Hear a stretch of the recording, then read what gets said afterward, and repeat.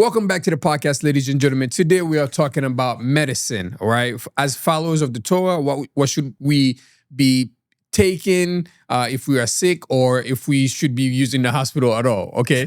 That's just me. But this is Dr. Dan over here. We'll take it over. Yep. So I'm Dr. Dan. I'm a primary and sports medicine physician.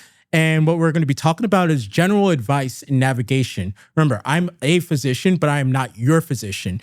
Every care or anything that's mentioned here should be taken back to the person that's managing your care and things that you should bring up with them, as I don't know your complete history, so I can't make complete blanket statements on advice. So. Yeah, absolutely. That was well said. But my first question for you will be, what is Pharmakeia? Yep. So Pharmakeia, it's a term that you see roughly 3 times, I believe, in scriptures. You'll see it in Galatians, and you'll see it mentioned twice in Revelation. And Pharmakeia is the Greek word that actually links back to sorcery, divination, and some witchcraft. And it covers this broad statement, and it's part of where we get the word pharmacy from, where we see pharmacy actually comes from that Greek root. And this does not mean that every single medication is pharmakia or sorcery and witchcraft. Right. But there are certain medications that as a believer, someone walking in truth, we should be careful to avoid. So as a person who is walking the truth, what should they be taking, or what shouldn't they be taking? A couple medicine that you think of on top of your head right now? Yeah, so off the top of my head, the medications that really come into that controversial, is this something that a believer should be taking? It actually falls into the line of a lot of the psychiatric medications. Okay. And the mind-altering medications, as they kind of fall in that category of pharmakia, that some of the medications, when it's mentioned or that root word is used, it's talking about mind-altering and drugs that alter the mind. Okay. So there's different like subsets of denominations and stuff where they will not use any of those medications, or they will not touch anything at all from pharmacy at all, because they just do a blanket term that it's all evil and they won't touch it. Isn't it all evil? Not all evil, but part of it, right? It's like anything in this life, in this world, just like the stuff that we talk about, you got to test all of it. So you need to find out where it came from, what's the root of it, what's the research on it, is this something that we should be taking or not? And more importantly, you should take it up to the Most High. You should take it all up into the Most High in prayer for navigation and navigating whether this is something that should be safe to take. When it comes to the scriptures, I don't believe that there is anything as an incurable disease. So every disease can be cured. We may not have the perfect answer for it, but there is an answer out there. And when you read like the book of Jubilees, it talks about how herbs and stuff are used for the healing of many diseases. And when you look at a lot of pharmaceutical medications, you'll find that a lot of their origins start with some plant-based. It's a plant-based thing that they isolated, or chemical or structure that they isolated and purified, and then raised it to a very high concentration, and they use that for whatever condition that they're trying to treat. There's a little bit of asterisk and a little pause that comes from that, is these concentrations can be really high, and that can lead to some of the side effects that you notice when you're taking these drugs. And there's not a single medication on the market that does not have side effects listed. Oh, wow.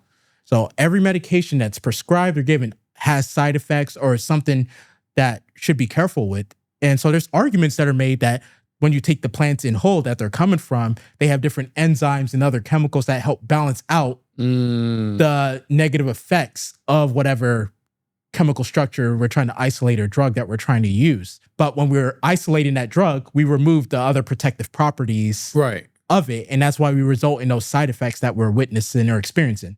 Obviously, this is a theory, and this doesn't apply to every single last medication. Right. That is very interesting, though. So where did medication come from? Like the pills that we take nowadays? Medicine, we should start from the very beginning of medicine.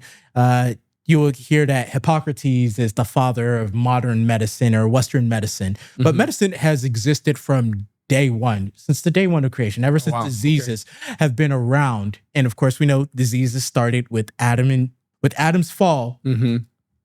We had an expiration date on our lives, the clock. So we no longer are eternal beings, but beings who our bodies, or I should say our physical bodies, wear away or return to the dust because of sin. And because of that, diseases have come to the earth. And since then, if you read like the early accounts of, if you're reading from the Jubilees, you'll see that Noah talks about these diseases, and the Most High gives him a book on how to treat all sorts of diseases. And some of the roots of these diseases come from spirits and from demons and the fallen that have led and caused some of these diseases to occur. But as we progress and we go to the Torah, we also see that sin and transgression can lead to diseases.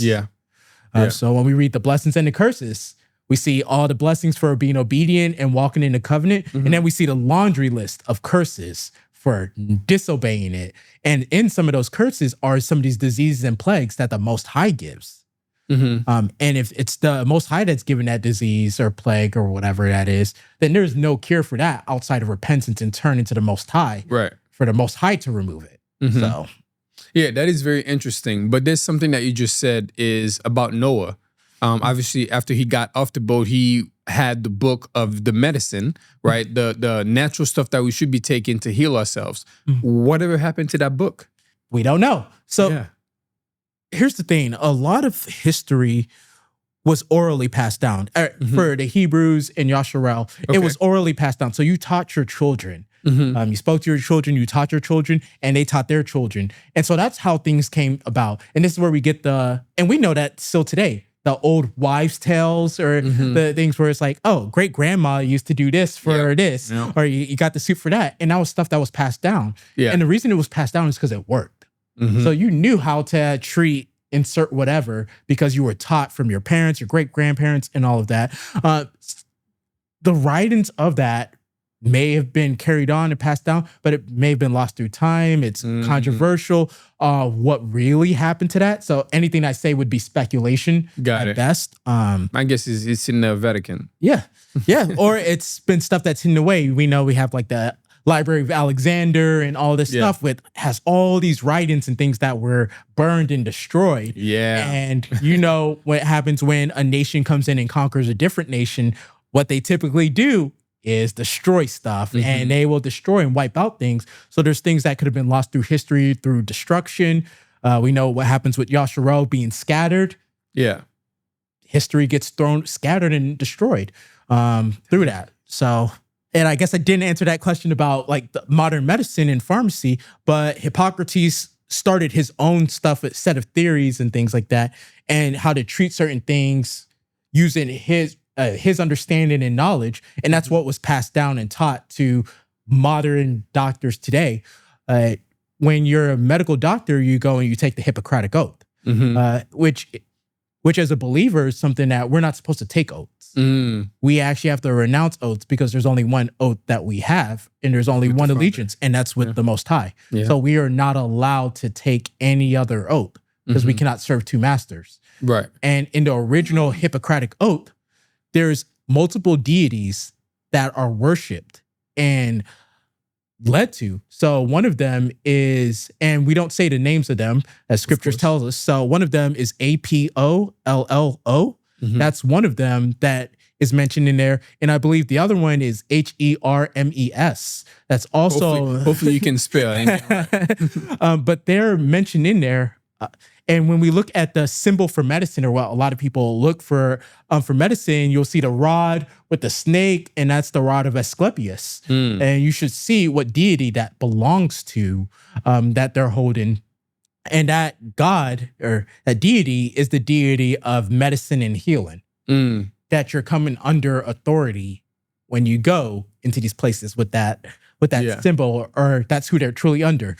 The modern oath has removed some of the names and changed it a little bit from the original, but the baseline of it is still the same. So even though it has some good stuff in there, you got to be cautious as a believer that you're not coming into that authority versus coming into the authority and obedience of the Most High. I know that you went to school, obviously, to be a doctor, and you actually had to take that oath. So how do you denounce that? So it's like you would break any other contract. You would have to renounce that and repent and ask for forgiveness for taking that oath, because it was done in ignorance and I didn't know better at the time, and I wasn't in the truth at the time. But once you know better, you do better. You do better. So when we repent and turn away, just like you're coming into the belief in the truth of anything, you have to renounce what you did in the past and turn away. That's what repentance is. Turn away from those. wicked practices. So if you're an alcoholic and you struggle with alcohol, you turn away from that to walk in truth. You turn away from adultery. You turn away from insert whatever that sin or crime is. And so those oaths, you renounce it. Just like people that are in sororities and fraternities, they're taking oaths. And you should look into who was the founder of that and who they actually followed and who they served. And if you're unknowingly coming into agreement with a deity that's not the Most High, you got to renounce that oath. I totally agree. But talking about medicine, do you think that the medicine that we are taking, do you think it makes us sicker or it gets us to be worse than before? Or is it actually helping us to be better? So I think the medicine of today, a lot of it, not every single last one, but a lot of it does not fully address the underlying issue and condition. Unfortunately, medicine has turned into a big business. It is a very profitable business, and it's turned to that with a lot of these medications. I tell people I have yet to see anyone cured of their blood pressure by taking blood pressure pills. It doesn't. So you're managed, and we say that we're managing your blood pressure, but we're not curing it because there's an underlying issue that's not being addressed. And that's the reason your blood pressure is elevated. And you can assert the same for a laundry list of other conditions. So we have to exercise caution when we are using these medications.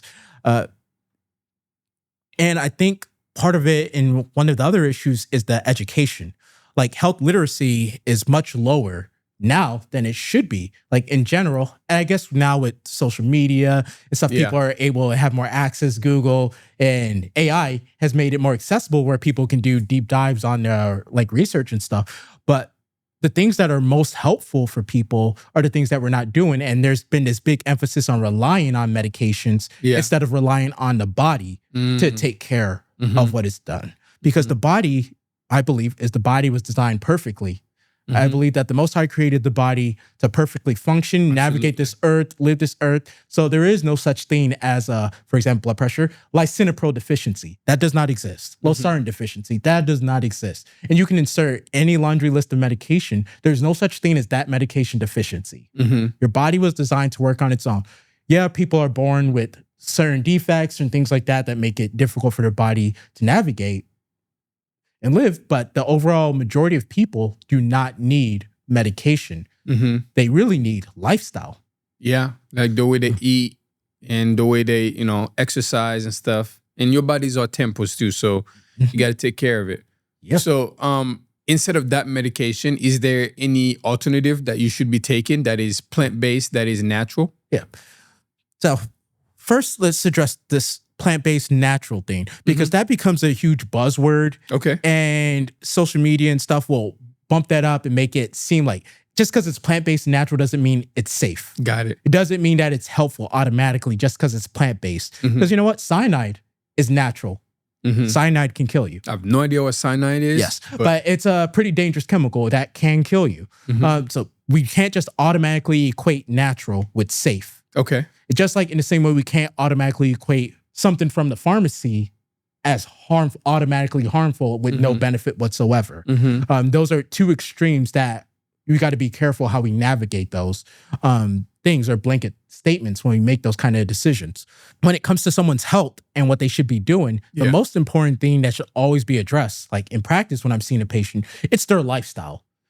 Because 9 times out of 10, or the majority of the time, the underlying issue is a lifestyle issue. And that lifestyle issue needs to be addressed. Otherwise, you could throw all the pills in the world and they're not going to get better because you have not addressed the underlying issue. I often use the example of a car issue.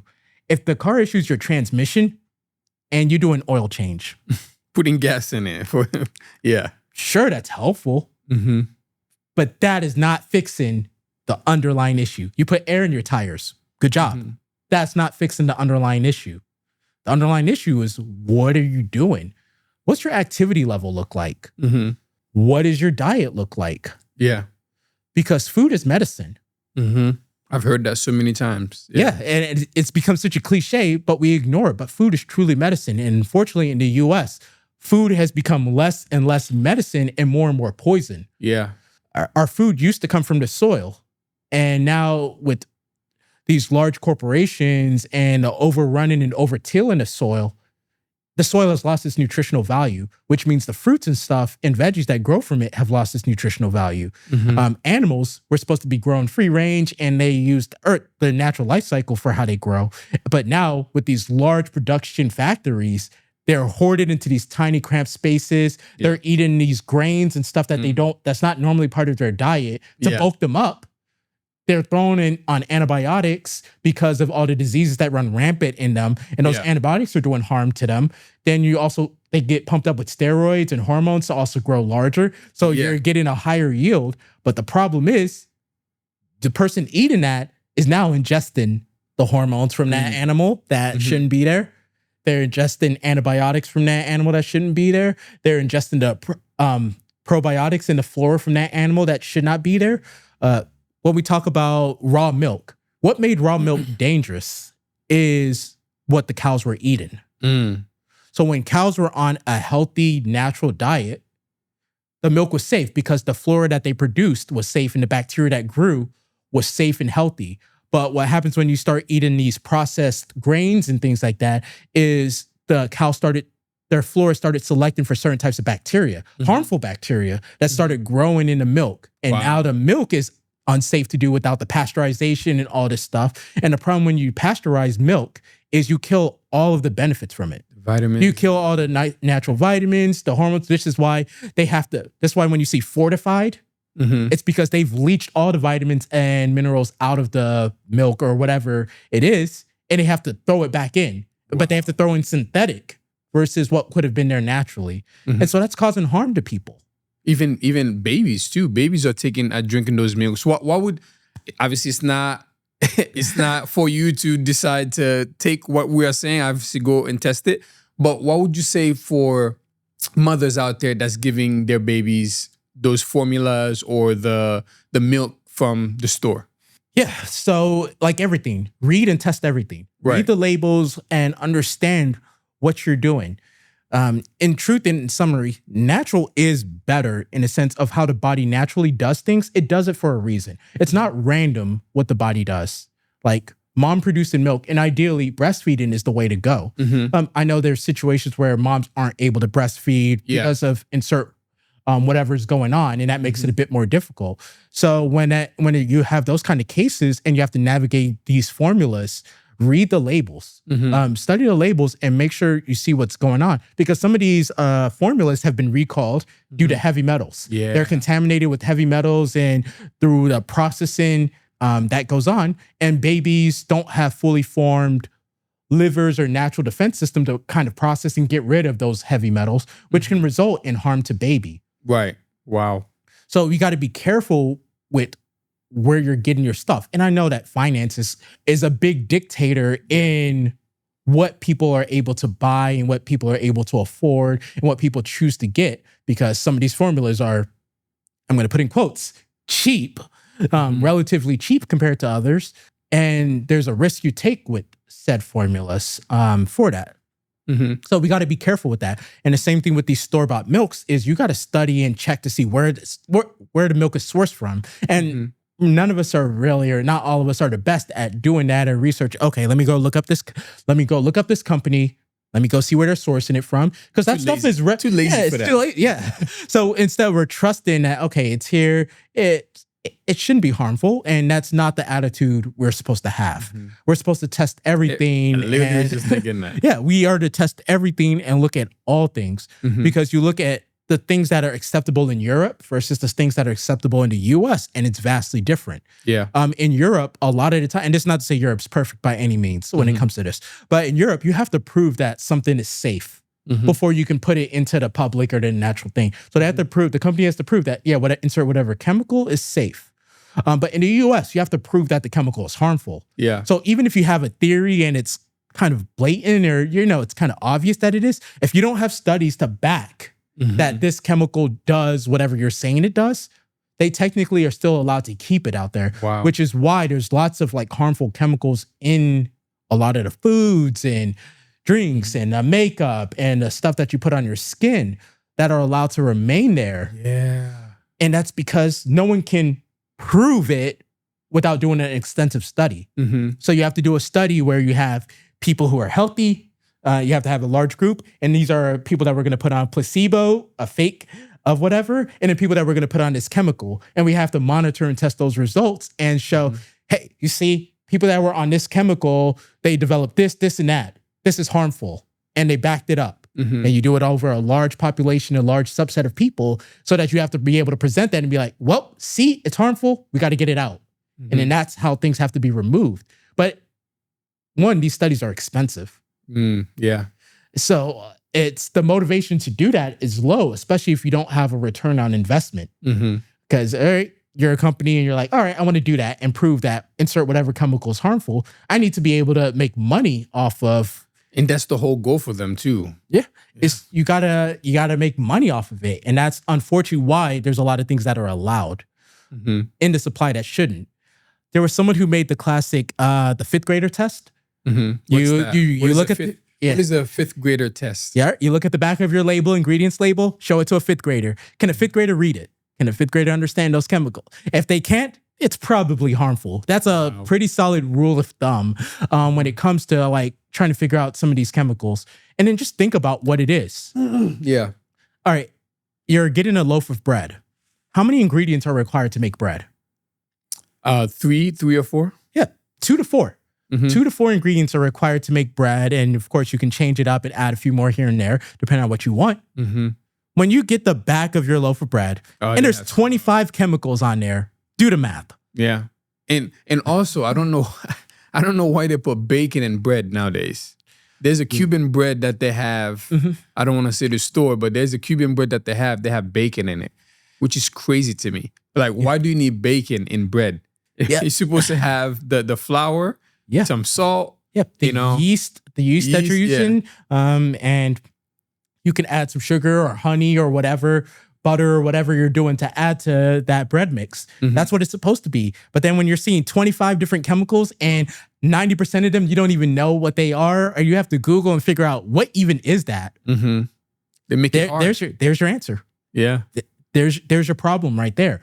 Or that's one of your problems. That's one of the things where you have to start looking like, okay, what should I do? How do I navigate that? I probably shouldn't eat that. Your body, you brought up a good point. Your body is a temple. Right. We are stewards of our temple because we have to give an account at the end of the day for what we've done to our bodies, how we treated our bodies, what we've ingested, and what are given our bodies. And our body gives back what we give it. Right. So if you feed it poison, you're going to get the sickness and things that result from it. And that's unfortunately what a lot of these diseases today stem from being poisoned. Whether that's the food, whether that's the stuff in the water supply. You can look up the EWP, I believe, or I forgot the name of the website, but you can put in your county zip code and it tells you what's in the water supply from what they tested. Wow. And so you can see the certain levels of arsenic or whatever, quote unquote, forever chemicals that are in the water supply. So you got to monitor that and be careful with that. There's a whole big thing with the microplastics now, and that's become a whole thing. So if something comes in a plastic bottle, be wary of leaching, of that microplastics leaching into whatever you're doing. When it comes to like the nonstick pans, why is it nonstick? It's Teflon, or they're using some other chemical. But guess what? You heat up that chemical and it's leaching into your food. So now you're eating those forever chemicals or whatever. Kidding? Yes, they're serious. No, I'm serious. Or aluminum. Oh yeah, he's not kidding. Yes. He's serious. Or aluminum. Like a lot of us use aluminum foil, aluminum pans. Aluminum is a neurotoxin. So that is getting leached into your food that you're cooking in when you heat it up.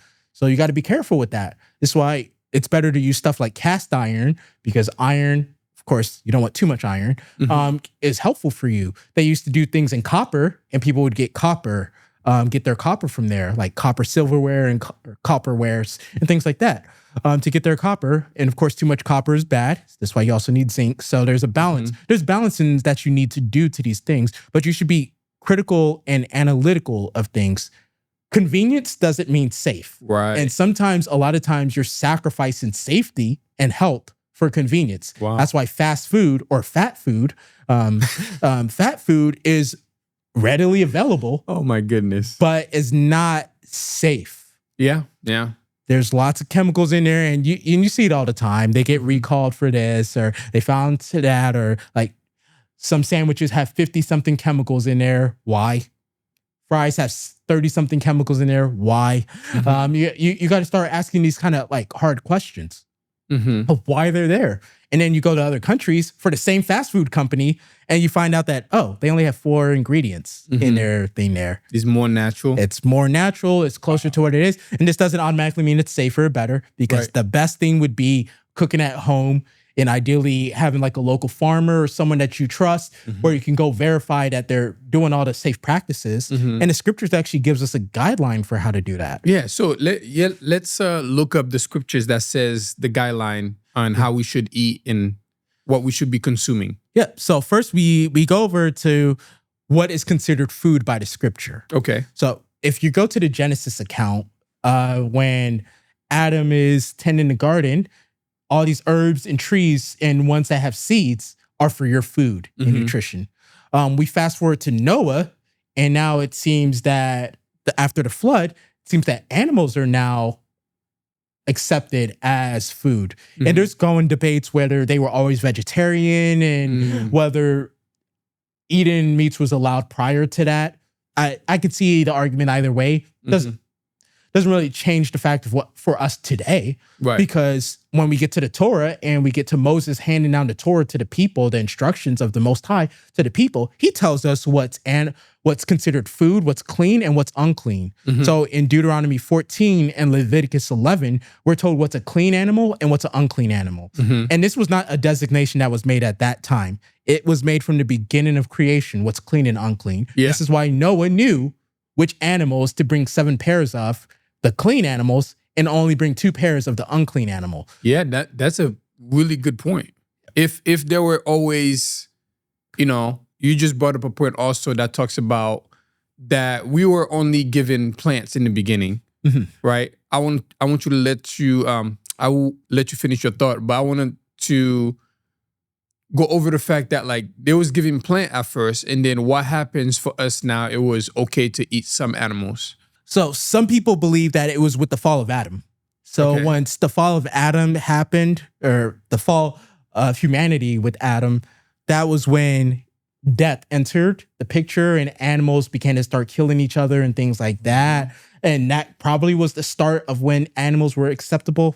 I could see that argument. The scriptures doesn't give us a very clear objective thing. So everything we're saying is speculation right now. But we know a few facts that what we should eat, what we shouldn't eat. We do, exactly. And so we know that what's healthy for us are seeds, plants that have seeds in them and seeds that grow. And obviously you got to still test it and make sure it's right, because not everything that has seeds is safe, vice versa.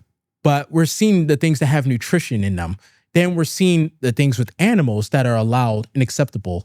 If animals were fully never allowed, and I've seen some arguments pop up about that, where animal sacrificing and that stuff was never allowed. But then we get to the story of Abel and Cain, and we see Abel is presenting a blameless sheep to the Most High, and the Most High accepts that. So we know that he did accept animals for a reason. And when Abraham cuts the covenant, he accepts animals. When Noah cuts the covenant, animals on the burnt offering. So we do know that animals are acceptable, and we do know our bodies operate and can respond to animals. Good animals, clean animals. So we get our clean and unclean animals, and those are the animals. The clean animals are ones that are acceptable for us to eat. And here's the thing, you're not required to eat animals. So if you're convicted to be a vegetarian, vegan, and all of that, and that's something that's your conviction, then if that's the conviction the Most High gave you, then do it. You do got to be aware that there's certain nutrients that you're lacking or missing if you're only on a strictly herb or vegan diet. So you got to make sure that you're supplemented appropriately to get those nutrients that you may be missing. And then when it comes to the animals, make sure it's the clean animals. So we do know cows, chickens, those kind of things. Some people argue against duck, but I believe duck's clean. When it comes to seafood, animals that they need to have fins and scales. They need to have both. Both, not one or the other. Not one or the other. It's both. If they're missing one of them or lacking one of them, then it's unclean for you to eat. So in the southeast of the U.S., catfish is a big thing that's eaten. and people love it, but catfish is unclean. They lack scales and they're scavengers. And if you know the diet of catfish, they do not have the cleanest diet by any means. And so it's harmful to eat those kind of animals. We're not to eat scavengers. We're not supposed to eat vultures. We're not supposed to eat bottom feeders. And most people understand, like, don't eat an eagle. That's like most people would be like, obviously not, because of what their diet consists of and what the Most High has designated their jobs are. Pigs become the big one that a lot of people are up in arms, and pigs have an important role. Every animal has a role, even whether we agree with them or not. Mosquitoes. Yes. But they all have a role, and the Most High created them for a reason. I don't know why, but it's like one of those things where you're just like, man, if I was on the ark, let's not let these let them get on board. Yes, leave them out there. But pigs have a role, and they clean up the waste of the earth. They're there to store toxins. So pigs are designed to eat up toxins and waste. They store up a lot of parasites because their stomachs have weak acid, so it can't properly kill parasites. So they're like a paradise for parasites to like live and dwell in. They also unclean, and they have very large fat content. And a lot of toxins on this earth are lipophilic, or aka they love fat. That's why it used to taste so good. That's why it used to taste so good. But the fat is where a lot of these toxins are stored in. So they're ingesting these toxins, and it's getting stored in the fat instead of being excreted out normally. And when we eat it? You're ingesting those toxins and the poison.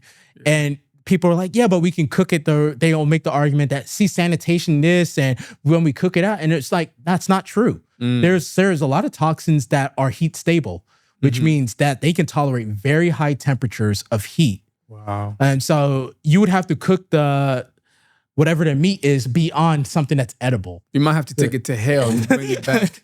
Like you're going to have to scorch it before it would even be remotely edible and or remotely safe to eat. And then some of these parasites, they can tolerate high heats too, and their eggs or their cysts can tolerate those heat. And so pigs have a certain types of cysts, or there's certain types of parasitic cysts that can end up going into muscles, or scary, go to the brain and cause a whole lot of lesions and damage and injuries to the brain. Wow. There's a reason that we're not supposed to eat them, but unfortunately society has pushed them. One, because they're very cheap. They're very low maintenance. They're readily accessible. And when you cut up a pig, there's lots to go around when it comes to like fats and food to do that. And it became very popular in the Greek culture, and it's been passed down all the way to Western culture, where it's a huge part of a lot of people's diets, where pig is used and pigs involved, and cooking, bacon, and all that. And like a lot of breakfast food, in quotes, food has pig as part of it. And the thing is, even if the thing doesn't contain pig outright, they use stuff like gelatin that's made from pig components. So you got to be careful with even like your supplements, how they can slip pig into, or even certain foods, like you mentioned the bacon, that they will slip in pig into things that shouldn't have pig in it.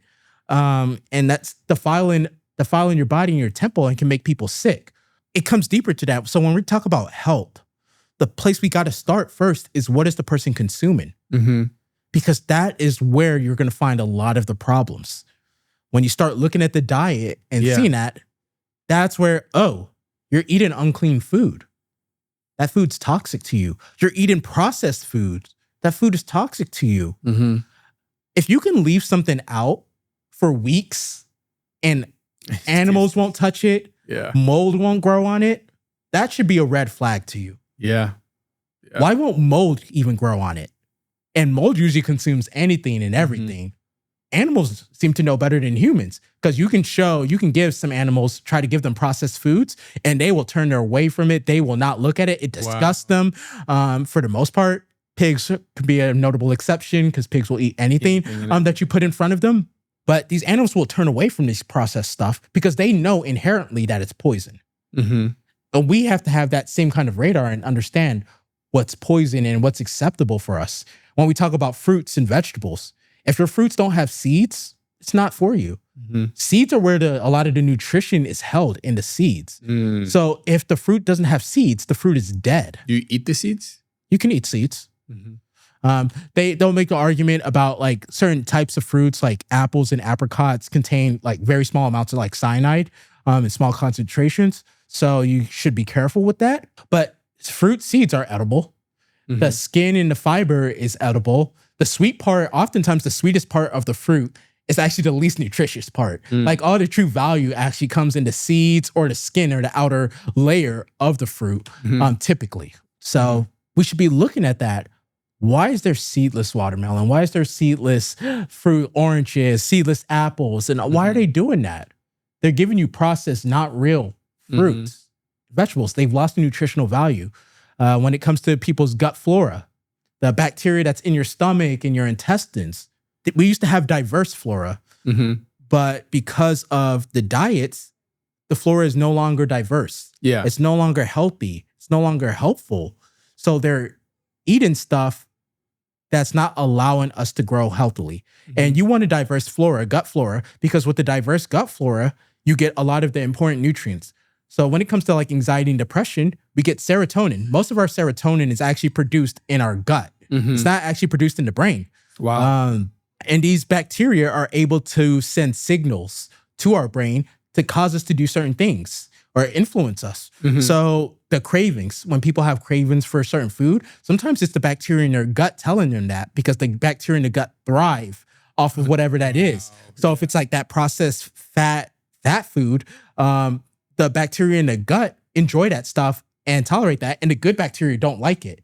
So when you start constantly eating all that unhealthy stuff, you're causing the bacteria that are unhealthy to continue to grow and thrive, and the healthy bacteria to die. And that gets this perpetuating cycle that goes over and over again, where we have the bacteria that if you start selecting for bad bacteria, you get a lot of health issues. So you get the weight gain that happens with it. You get the weakened immune system, because our gut flora also helps with the immune system. You get lots of these other issues that go on with that.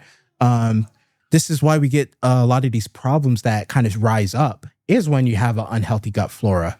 When you have a diverse flora, you get the benefits of it. They produce like natural vitamins for you. They help your immune system. They can help keep you lean. They can do all sorts of different things. And there's lots of benefits to that. Pharmakeia, when we talk about pharmaceuticals, some of these drugs can actually destroy part of our gut flora and our natural system, or hijack the system even worse. So some of these drugs are hijacking the body's natural mechanisms for things. And so we cover one issue and then expose 20 other issues because of it. Yeah. And that's sometimes why these side effects rise up. And then before you know it, this person's on a different pill for that side effect that happens, and then another pill for the side effect from that one pill. And then you have 30-something-year-old on 10 medications. That shouldn't be. There is usually an underlying issue that we need to fix and address. But if those pills are not helping us get better, then why do we keep taking them? I mean, I haven't taken medication pretty much all my life, because obviously the most I have shuttled me from going to the hospital. I mean, I get hurt playing soccer, but I don't need to go to the hospital and take pills. But what can people do to not be able to take those pills anymore? Or what can they do to stay away from taking pills? It comes down to lifestyle changes and figuring out the underlying issue. I'm not saying to tell people to just stop your medications cold turkey or whatever. Talk to your physician or whoever's taking care of managing your care about those things, and try to figure out why you're dealing with insert whatever condition it is, whether that's the high blood pressure, it's the diabetes, high cholesterol, whatever it is. Try to figure out why you have that, and then address that why. And then if you have to change your diet. If you have to exercise, stress. We can touch on a lot of the psychoactive stuff, especially like anxiety and depression. Yeah, let's do that. Yeah. Because anxiety and depression is something that's been exploded recently, especially with that event that happened in 2020. It went up to about a third of the US started dealing with some signs or forms of depression, anxiety with all that went on. And it's just gotten worse. That almost every single last person knows someone that's dealing with anxiety or depression. Yeah. And the reason that people are dealing with that, usually there is an underlying cause. Usually it's trauma. Yeah. Trauma happens in life, whether they were young and something happened and that's affected them. They dealt with kids dealing with divorce, parents, or like not having a great household. It's a loss of job. Yeah. Life happens and people develop anxiety and depression. And it's something that we can experience from time to time. And oftentimes what happens is people get thrown on medications. They get thrown on SSRIs or things like that. And these medications can sometimes help people, but a lot of times it doesn't, or it makes people feel like zombies, or they don't feel like themselves, or they don't feel right when they're on these medications. And that may be one of the issues, that's not the solution. SSRIs and those kind of things and some of those psychoactive drugs can fall in the pharmakia definition and mind-altering medications. So if you're following the scriptures, those are medications that you probably should not be using. Yeah. And that's something to discuss with your physician about your particular case. And what should be happening, irregardless on whether you're on them or not, is figuring out why you're having that. So therapy and finding someone that's actually really versed in helping navigate that should be utilized to figure out, all right, why do you have that? What is that underlying issue or factors that's contributing to that? I usually do the rudimentary. Depression is oftentimes robbing your present by focusing on the past. So usually you're dwelling on something that happened in the past and you can't get past it, or it's continuing to be brought up and it's affecting your present. Yeah. We've talked about this many times, that your present is all you have. Yeah. The past is the past. We can't change it. Yeah. The future doesn't exist because we're not promised the future. Anxiety is a little different, where anxiety is you're focusing on the future, or you're anxious for something that's coming up. Yeah. And you're robbing your present by being focused or hyperfixated on that.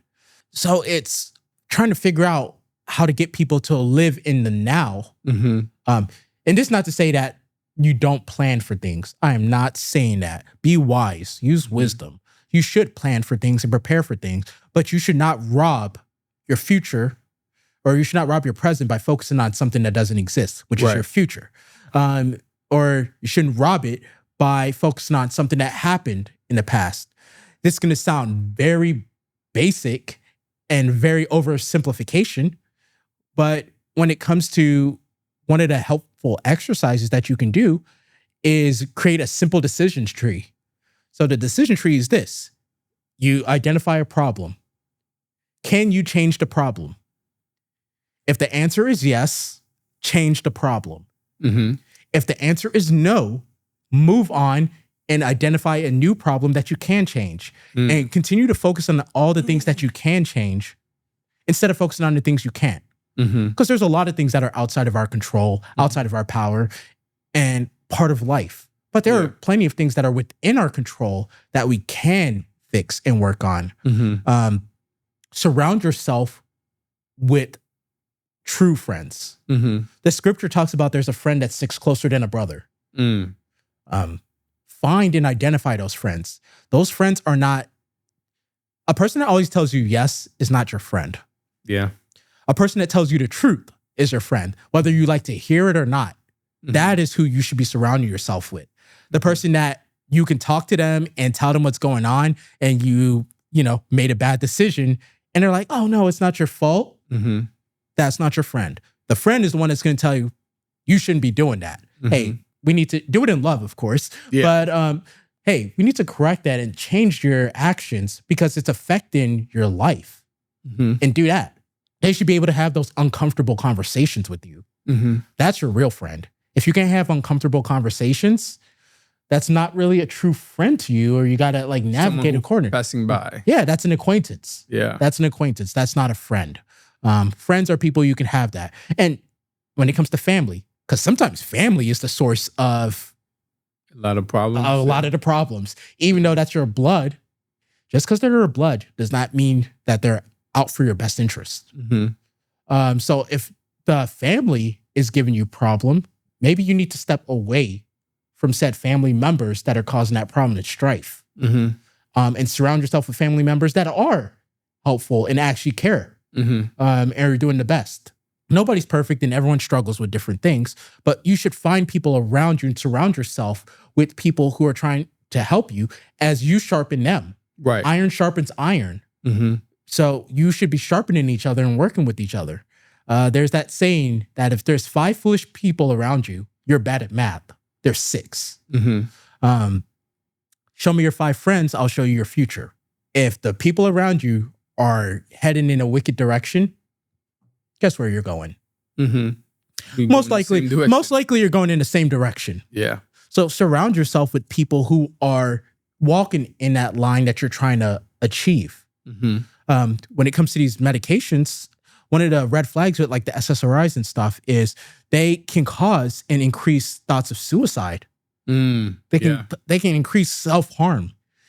Things like so. That's always one of those things in discussions that you would have in the past when you talk to a patient about these medications is look out for that. Right. You got to monitor that. So you should be very careful with those things when you're trying them. There's other natural things that you can take that can be helpful for that. And there are things that you should look out for that can be helpful. I don't have like a massive list off the top. And just because I give you these suggestions and things to look into doesn't mean it's right for you.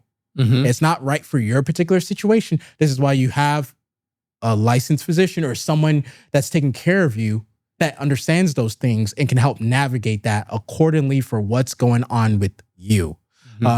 Care is supposed to be individualized. There's a lot of broad scopes, and we have like these guidelines that are very broad population based. So in general, this is helpful for so-and-so. But guess what?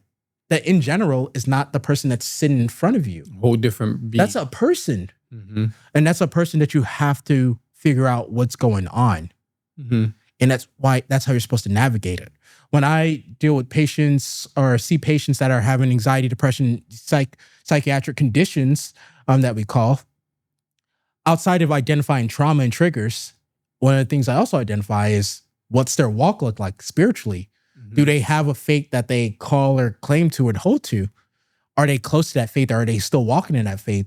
And a common thing found is a lot of people deviated away from the faith that they believe or struggle with the faith that they believe in and things like that. And that's oftentimes the start of where their anxiety, depression happened. So one of those corrections I always do is like, hey, let's read the scriptures. Start back and read up the scriptures again and see how that helps you.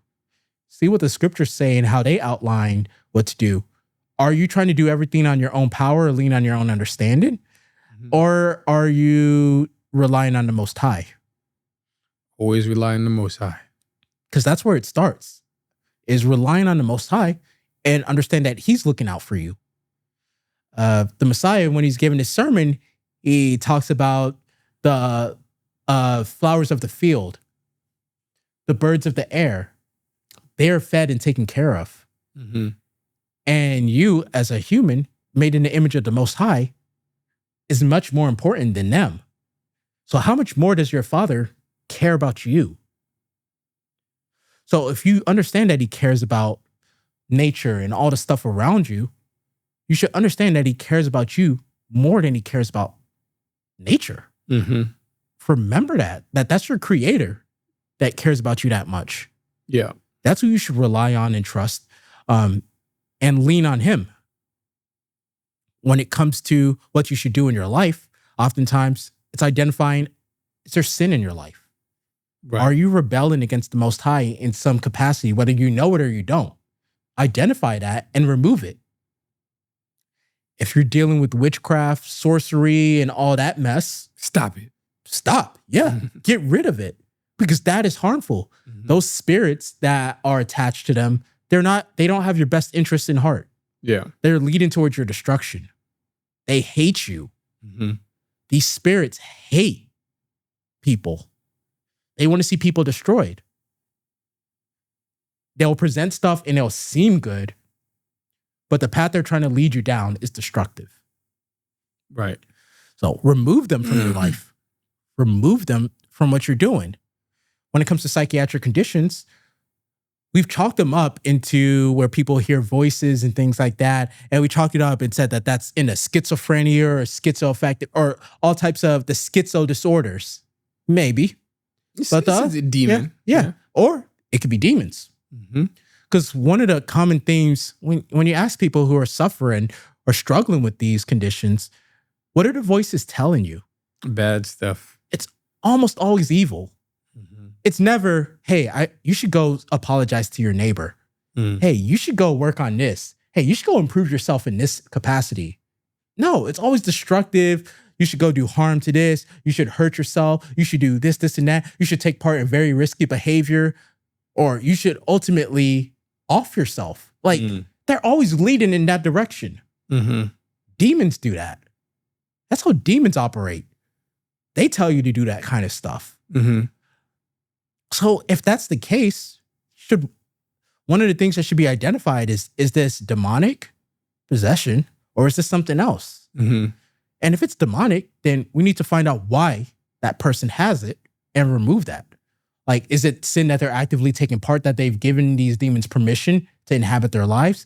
Is it something that their parents took part of? Is it oaths that they took, that they should not have? What is it? And that should be removed. That should be renounced, removed. And if there's witchcraft or stuff that they took, or there's things that are in their house that they should not be playing with or messing with, they should do that. Did they go see a fortune teller? Did they go see a psychic? Did they go see all these things that can open themselves up to wickedness? Did they do drugs? Whether that's the pharmakia that we were talking about, or are they the street drugs, the psychedelics that people are like, oh, it's opened my eyes to these things. Yeah, they opened your eyes to the spiritual realm, and it gave permission to demons to inhabit and affect you. These people who go on these trips and they feel like they've gotten wiser, but they did harm to their temple. Big time. Big time. So if that's it, repent from those. Remove those from your house. And the Most High will help you if you want him to. But he will never force himself to do something like that. He will never forcibly remove you from the path that you choose to go down. He'll put obstacles in your way. He'll put people in your life to, hey, warn you. But if you ultimately want to say, screw that and just go down the path, you're free to. You're free to. I would recommend not doing it. As Joshua, before they enter the land, the promised land, he was talking to Yasharel, he asked them to choose you this day whom you're going to serve. Are you going to serve the gods of your forefathers and the gods of Mitzrayim, the fallen? Or are you going to serve the Most High?